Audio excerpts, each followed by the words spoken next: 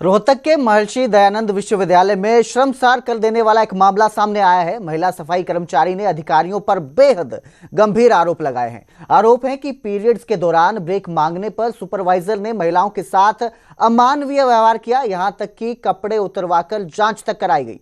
मामला सामने आते ही यूनिवर्सिटी में हंगामा मच गया और छात्र संगठन भी समर्थन में उतर आए।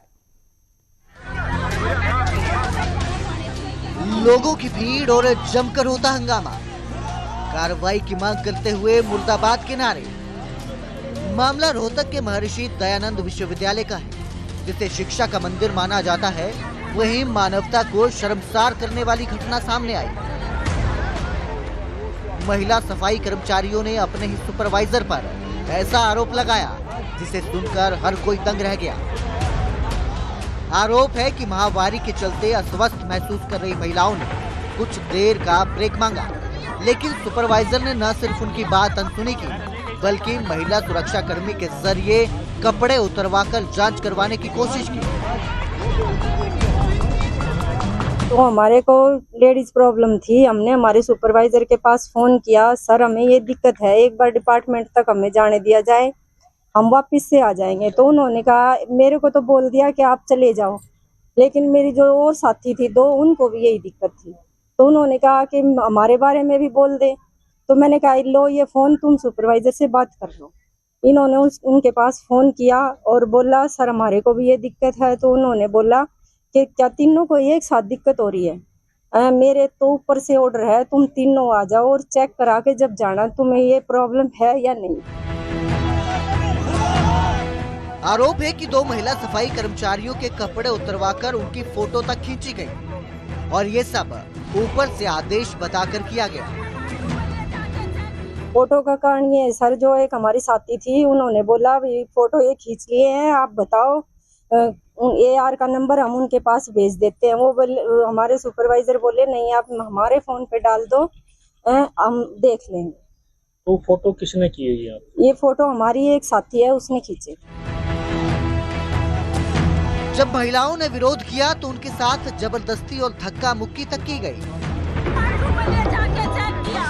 इस अमानवीय हरकत के बाद महिला कर्मचारियों ने जमकर हंगामा किया। छात्र संगठन मौके पर पहुंचे और दोषियों के निलंबन की मांग उठाई। डायल 112 की टीम ने हालात काबू में किए और कुल सचिव के गुप्ता ने मौके पर पहुंचकर जांच का आश्वासन दिया। कल इंक्वायरी बिठा दूंगा, 1 वीक में रिपोर्ट मंगा लूंगा। FIR की जरूरत पड़ेगी, SC एक्ट में FIR की जरूरत पड़ेगी, मैं जरूर कराऊंगा, मैं वायदा कर रहा हूँ। ठीक है। और आपकी तसल्ली जब तक नहीं होगी छोड़ूंगा नहीं। वहीं यूनिवर्सिटी प्रशासन ने फिलहाल सुपरवाइजर को हटाकर जांच शुरू कर दी है। महिलाओं ने अपनी आप बीती सुनाई तो हर चेहरा गुस्से और शर्म से झुक गया। सवाल बड़ा है कि क्या यूनिवर्सिटी अब सिर्फ डिग्रियों का अड्डा बनकर रह गई है या फिर यहाँ इंसानियत का सबक दोबारा पढ़ाना पड़ेगा। Bureau report, news 18 Punjab Haryana.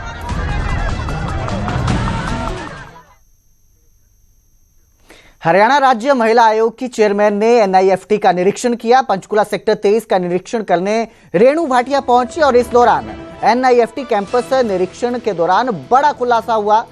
खुलासे में पता चला कि जो छात्राएं हैं वो दोस्तों संग शराब और सिगरेट पीती हैं। पुलिसकर्मी ने रेणु भाटिया के सामने ये सवाल उठाया और कहा कि छात्राएं नशे में देर रात हॉस्टल में लौटती हैं। पुलिस पूछे तो छात्राएं खुद को बालिग बताती हैं। आयोग अध्यक्ष ने इस मामले को लेकर छात्राओं से खुद सवाल जवाब किया और इस दौरान कुछ छात्राएं ये कहती भी नजर आई कि अगर वो शराब सिगरेट पीती हैं तो इसमें क्या बुराई है, क्या बड़ी बात हो गई। आपको बता दें कुछ दिन पहले NIFT में एक लड़की के साथ छेड़छाड़ का मामला सामने आया था, जिसके बाद महिला आयोग की चेयरमैन द्वारा निफ्ट में पहुंचकर सुरक्षा प्रबंधों की समीक्षा की गई। निफ्ट के डायरेक्टर और अन्य स्टाफ से भी उन्होंने बातचीत की और इसी दौरान छात्राएं जो है नशे में, शराब के नशे में हॉस्टल लौटती हैं, ये सवाल भी एक पुलिसकर्मी ने उठाया था उनके सामने। चेक करते हैं बॉयज, गर्ल्स चेक करती है कि बॉय कैसा है, बॉयज चेक करते हैं गर्ल्स कैसी है। अरे आज दारू पी ली, कल सिगरेट पी ली, तो परसों कर, वो चेक करते हैं boys, girls check girls check करती है कि बॉय कैसा है, बॉयज चेक करते गर्ल्स कैसी है। अरे आज दारू पी ली, कल सिगरेट पी ली, तो परसों कर वो चेक करते हैं। वहीं बिहार चुनाव में प्रचार में सीएम सैनी उतरे हैं। मुख्यमंत्री नायब सिंह सैनी ने भोजपुर में सभा की, जनसभा को संबोधित किया और इस दौरान उन्होंने राहुल गांधी और तेजस्वी यादव पर निशाना साधा। उन्होंने कहा दोनों की राजनीतिक स्थिति कमजोर हो चुकी है। तरारी के हसन बाजार में चुनावी कार्यक्रम हुआ। सीएम सैनी ने विशाल प्रशांत को वोट देने की अपील की और बोले भाजपा ही बिहार के विकास की गारंटी है। एनडीए प्रत्याशी के समर्थन में भारी भीड़ जुटी थी। सीएम सैनी ने कहा कि विकास ही हमारी प्राथमिकता है और बीजेपी ही बिहार के विकास की गारंटी है। तो बिहार चुनाव को लेकर, बिहार विधानसभा चुनाव को लेकर सीएम सैनी पहुंचे थे, जनसभा को संबोधित किया और कांग्रेस पर निशाना साधते हुए कहा कि बीजेपी ही बिहार में विकास की गारंटी है।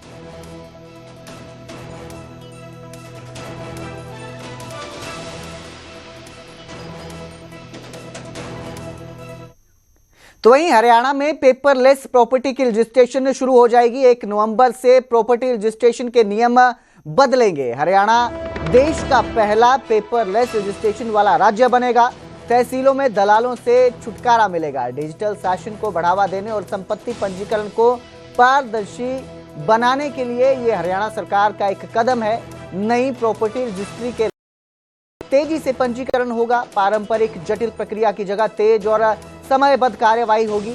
पारदर्शिता होगी, भ्रष्टाचार पर अंकुश और मानवीय भूल की संभावना कम रहेगी। इसके साथ ही जो सुविधा होगी वो सुविधा इस तरह से रहेगी कि अब आप घर बैठे ऑनलाइन आवेदन कर सकेंगे। आवेदन देने की स्थिति में जांचने की सुविधा होगी। रियल एस्टेट को बढ़ावा मिलेगा। प्रक्रिया आसान एवं तेज होगी। व्यवस्था से निवेश में वृद्धि होगी। ऑनलाइन दस्तावेज सत्यापन से धोखाधड़ी की संभावना भी कम होगी। तो 1 नवंबर से जो पेपरलेस रजिस्ट्रेशन है वो शुरू हो जाएगा। पेपरलेस रजिस्ट्रेशन की शुरुआत हो जाएगी और इसके साथ ही जो मुश्किलें होती है रजिस्ट्रेशन को करवाने में वो भी कम होती नजर आएगी। पारदर्शी हो जाएगी प्रक्रिया। नई प्रॉपर्टी रजिस्ट्रेशन के लाभ इस तरह से रहेंगे कि तेजी से पंजीकरण हो सकेगा। पारंपरिक जटिल प्रक्रिया की जगह अब आप ऑनलाइन आवेदन कर पाएंगे। तहसीलों में दलालों से भी छुटकारा मिलेगा। डिजिटल शासन को बढ़ावा देने के लिए सरकार का ये एक सराहनीय कदम है।